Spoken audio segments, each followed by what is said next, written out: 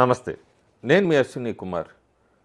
ముందుగా వీడియోలో అసలు మెయిన్ కంటెంట్‌కి వెళ్ళే ముందు ఒక సబ్స్క్రైబర్ కామెంట్లు అడిగాడు. జీడీపీ అంత బాగున్నప్పుడు పావర్టీ, పేదరికం ఇదంతా కూడా భారతదేశంలో ఇన్ని కోట్ల మందికి ఎలా ఉంది?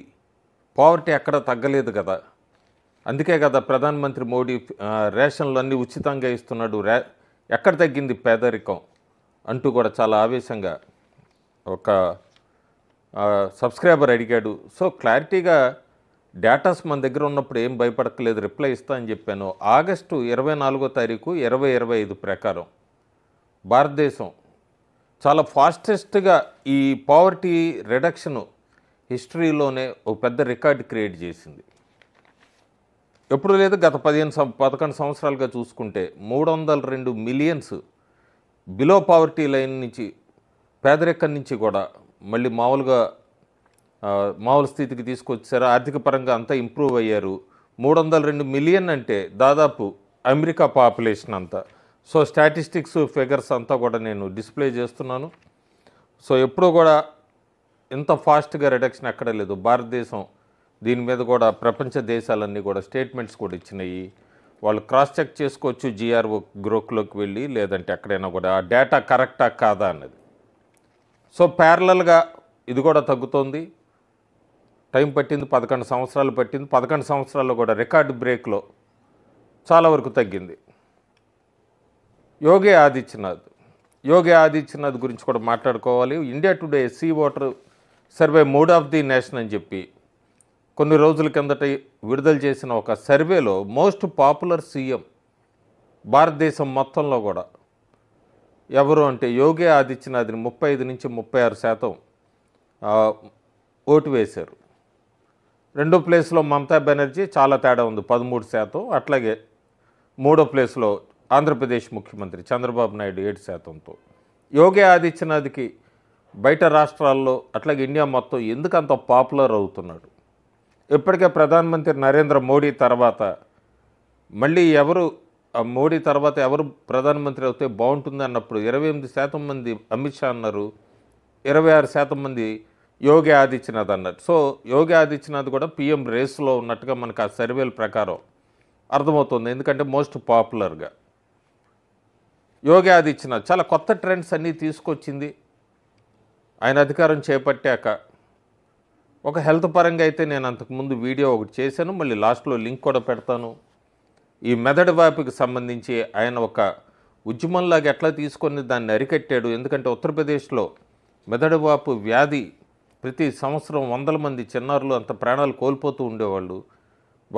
ఆ మెదడు వాపు వ్యాధిని ఎట్లా అరికట్టి 0 డెత్స్కి తీసుకొచ్చాడు. మిరాకిల్ అన్నారు అప్పుడు ప్రపంచ ఆరోగ్య సంస్థ. వీళ్ళందరూ కూడా యోగి ఆదిత్యనాథ్ ఎఫర్ట్స్కి. తర్వాత ఇంకా చాలా ఫ్యాక్టర్స్ ఉన్నాయి. ఉత్తరప్రదేశ్ గురించి మాట్లాడాలంటే ఒక్కో డిస్ట్రిక్ట్ గురించి గంటలు వీడియోలు చేయొచ్చు. యోగి ఆదిత్యనాథ్ అధికారం చేపట్టాక స్పిరిచువల్గా, డివోషనల్గా, ఇన్ఫ్రాస్ట్రక్చరు డెవలప్మెంట్ పరంగా, ఇట్లా హెల్త్ పరంగా ఇవన్నీ కూడా కథకు చాలా కీ ఫ్యాక్టరు.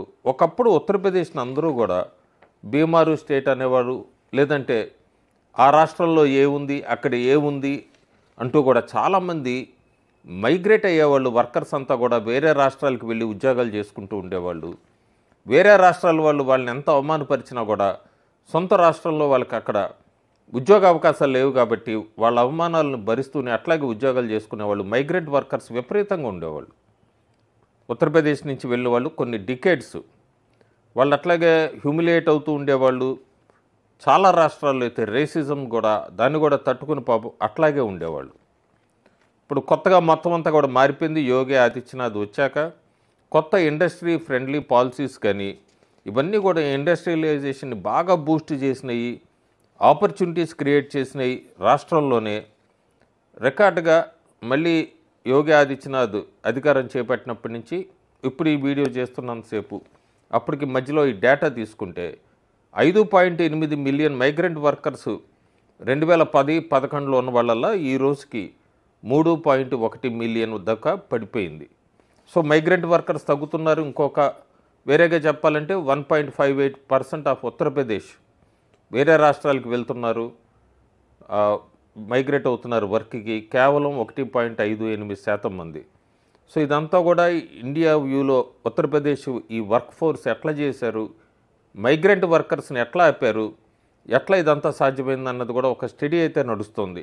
అందరూ చెప్పడం బోల్డ్గా విజనరీగా తీసుకుంటాడు యోగి ఆదిత్యనాథ్. విజన్ అంతా కూడా ఇంపాసిబుల్ అనుకున్నవన్నీ కూడా పాసిబుల్ చేస్తూ ఉంటాడు.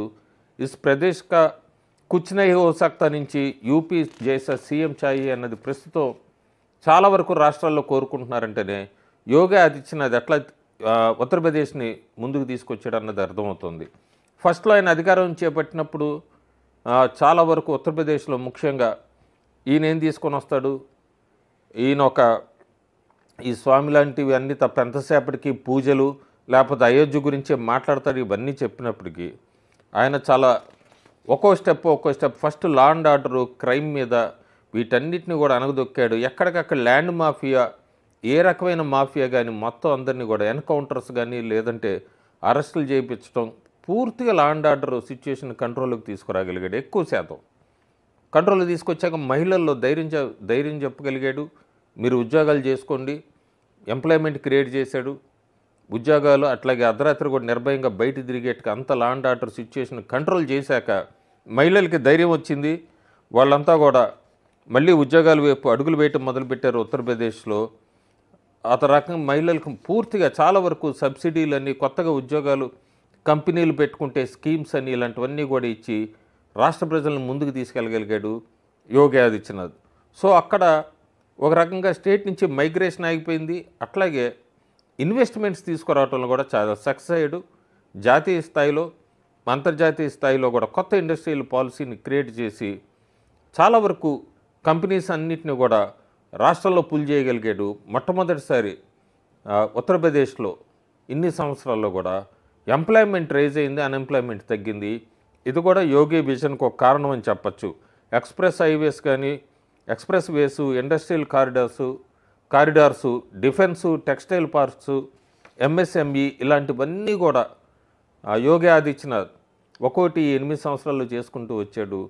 ఉత్తరప్రదేశ్ని ఇప్పుడు ప్రస్తుతం కూడా చాలా సేఫెస్ట్ స్టేట్గా చెప్పుకుంటున్నారు. అట్లాగే చాలా ముఖ్యంగా చెప్పదంటే మైగ్రెంట్ వర్కర్స్ తగ్గిపోతున్నారు. వేరే స్టేట్స్కి అక్కడే ఉంటున్నారు, వాళ్ళ ఫ్యామిలీస్తో అక్కడే వర్క్ చేసుకుంటున్నారు.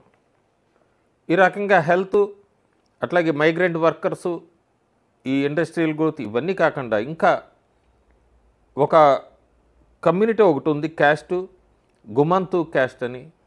1947 నుంచి 2017 దాకా వీళ్ళని అసలు ఎవరూ పట్టించుకున్న వాళ్ళు లేరు. ఉత్తరప్రదేశ్లో ఇది ఒక క్యాస్ట్. ఈ క్యాస్ట్లోనే ముఖ్యంగా ఈ వనితంగియా ఇదో గ్రూప్ ఉంటుంది, సబ్ డివిజను. వీళ్ళందరినీ కూడా కాంక్రీట్గా వీళ్ళందరికీ ఇల్లు కట్టించాడు. హెల్త్ స్కీమ్స్, హాస్పిటల్స్, అలాగే గవర్నమెంట్ స్కీమ్స్ అన్నీ కూడా వాళ్ళు కవర్ అయ్యేది తీసుకొని వచ్చాడు. వాళ్ళ కోసమని స్కూల్స్, అలాగే కాలేజెస్, ఎడ్యుకేషన్ పరంగా ఇవన్నీ కూడా వాళ్ళ కోసం కట్టించిన మొట్టమొదటి ముఖ్యమంత్రి యోగి ఆదిత్యనాథ్. ఈ క్యాస్ట్ వైపు కూడా చూసి వీళ్ళందరినీ కూడా. సో యోగి ఆదిత్యనాథ్ ఎంత పాపులరో మిగతా రాష్ట్రాల్లో, భారతదేశంలో, ఉత్తరప్రదేశ్ స్టేట్ని కూడా క్లీన్ ప్రాసెస్ చేస్తున్నాడు, క్లీనప్ చేస్తున్నాడు. మొత్తం అంతా కూడా ఎంత టైం పట్టింది, ఇంకా లాంగ్ వే టు గో. 2027లో ఎన్నికలు రాబోతున్నాయి ఉత్తరప్రదేశ్లో. ఒకవేళ మళ్ళీ బీజేపీ గెలిచి యోగి ఆదిత్యనాథ్ మూడోసారి ముఖ్యమంత్రి అవుతే ఉత్తరప్రదేశ్లో మొట్టమొదటి వ్యక్తి అవుతాడు, మూడోసారి ముఖ్యమంత్రి అయిన వ్యక్తిగా. 25 కోట్ల మంది ఉంది పాపులేషన్ ఉత్తరప్రదేశ్, పెద్ద స్టేటు, ఎక్కువ లోక్సభ స్థానాలు కలిగిన స్టేటు. అన్ని రకాలుగా అంతకుముందు యోగి ఆదిత్యనాథ్ అధికారం చేపట్టక ముందు క్రిమినల్స్, మాఫియా రాజ్యం నడిచేది. ఇప్పుడు ఇప్పుడు మనం కనుక ఉత్తరప్రదేశ్లో అడుగు పెడితే కొత్తగా మొత్తం అంతా మనకి రోడ్స్, ఎక్స్ప్రెస్ వేస్ అన్నీ కనబడతాయి. వేరే స్టేట్స్ నుంచి వచ్చిన వాళ్ళకి కూడా సేఫ్ స్టేట్ అని చెప్తున్నారు. ఇది యోగి ఆదిత్యనాథ్ తీసుకొచ్చిన పెద్ద మార్పు.